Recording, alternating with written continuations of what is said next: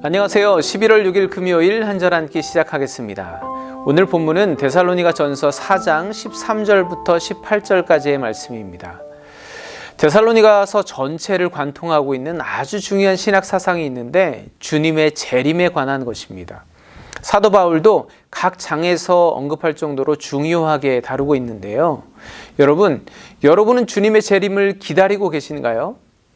주님의 재림이 빨리 왔으면 좋겠습니까? 아니면 좀 더디 왔으면 좋겠습니까? 그러면 데살로니가 교회 성도들, 또 초대교회 성도들은 어땠을까요? 네, 그들은 주님의 재림이 빨리 오기를 간절히 기다리던 사람들이었습니다. 그들이 그때 당시 믿음을 지키며 살아간다는 것은 그렇게 쉬운 일이 아니었습니다.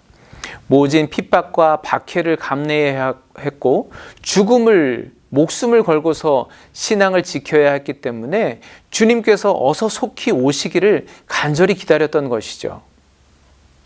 그런데 어제 목요일 본문 11절에 보니까 바울이 이렇게 권면하고 있습니다. 조용히 자기 일을 하고 너희 손으로 일하기를 힘쓰라. 아마도 데살로니가 교회 성도들 중에는 일을 하지 않는 사람들이 많이 있었던 것 같습니다. 그런데 그게 그들이 단순히 게으르거나 무능력해서라기보다는 그들이 주님의 재림에 대해서 잘못된 생각을 가지고 있기 때문이었습니다. 데살로니가 성도들은 곧 주님이 재림하실 거라고 믿었습니다. 이 땅의 종말이 곧 임할 거라고 생각을 했죠. 그래서 예수님이 언제나 오시려나 이제나 저제나 오시려나 기다렸던 거예요. 하던 일도 그만두고 기다렸는데 주님께서 다시 오시지 않는 거죠. 그러다 보니까 생활이 궁핍해지고 그런 사람들이 교회 내에 많아지다 보니까 교회 공동체가 어려워지고 또 세상 속에서 결코 덕이 되지 않는 모습으로 살아가더라는 거죠. 그런데 또 문제가 무엇이냐 하면 그렇게 주님께서 언제나 오시려나 간절히 기다리다가 죽음을 맞이한 성도들이 있다는 거죠.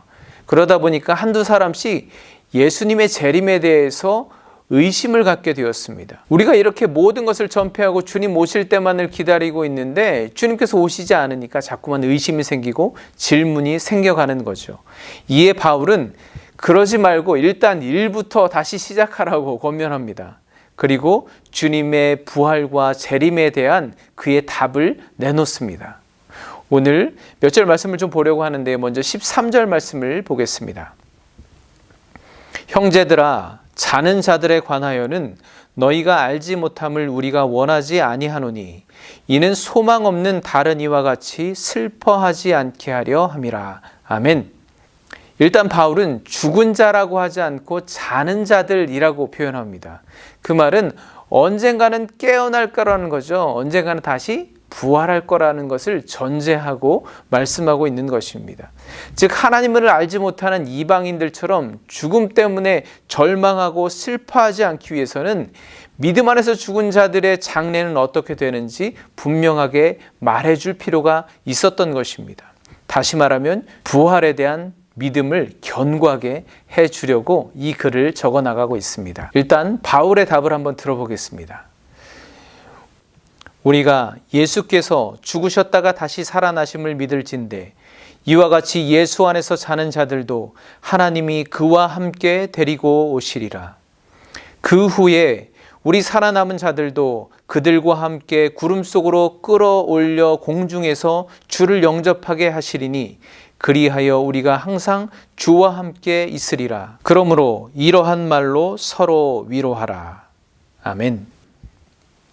일단 바울은 예수 그리스도의 죽으심과 부활하심을 확신한다면 하나님께서 예수 안에 자는 자들도 그분과 함께 데리러 올 것임을 확신하라고 합니다. 그리고 주님께서 재림하실 때 살아남아 있는 자들도 죽은 자들이 부활한 뒤에 그들과 더불어 구름 속으로 끌어올려가 공중에서 주를 영접하게 될 것이라고 말씀하고 있죠. 오늘 함께 보았던 14절과 17절 말씀은 각각 죽은 자들에 관하여 또 살아있는 자들에 관하여 말씀하고 있죠. 그런데 이 두 절의 말씀에 공통적으로 반복해서 쓰여지는 단어가 있습니다. 바로 함께라는 단어입니다. 바울이 말하려는 것이 무엇일까요? 우리가 죽든지 살든지 상관없이 우리가 예수 그리스도 안에 있으면 그분과 함께 영원히 살 수 있다는 것입니다. 여러분, 그 사실을 믿으십니까? 여러분, 이 사실을, 이 진리를 믿으셔야 합니다. 그래야 여러분의 믿음이 흔들리지 않습니다. 우리 기독교 신앙의 핵심 진리가 있는데 창조, 십자가, 부활, 재림 신앙입니다. 그런데 이 모든 것에는 공통적으로 하나님께서 우리와 함께 하신다는 약속이 담겨져 있습니다. 우리에게 임마누엘의 이름으로 오신 우리 주님께서 십자가에 죽으시고 부활하신 후에 내가 세상 끝날까지 항상 너희와 함께 있을 것이다. 우리가 사는 날 동안 늘 함께 계실 것이라고 약속하셨습니다. 또 오늘 말씀하시는 것처럼 부활하신 주님은 우리가 죽어도 함께 하신다고 약속하십니다. 아니, 우리를 다시 살리셔서 영원히 죽지 않고 영원히 함께 사실 것이라고 약속하고 계신 것이죠. 저는 이것을 믿는 것이 종말론적 신앙이라고 생각합니다. 이것을 확신한다면 이 데살로니가 교회 성도들에게 그리고 우리에게 죽음은 더 이상 절망이 아닌 소망이 될 것입니다.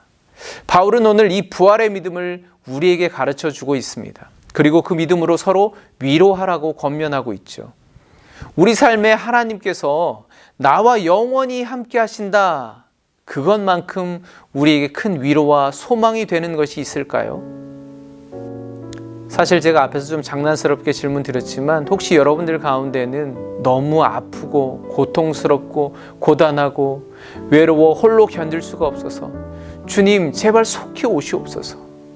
주님 저를 이렇게 고통 가운데 더 내버려 두지 마시고 주님 속히 오시옵소서. 아니면 저를 빨리 좀 데려가 주시옵소서. 그렇게 눈물 흘리며 기도하고 계신 분들이 있을지 모르겠습니다. 아니면 우리 주변에 그런 분들이 계실 겁니다. 그러나 여러분, 오늘 말씀을 통해서 위로 받으시기 바랍니다.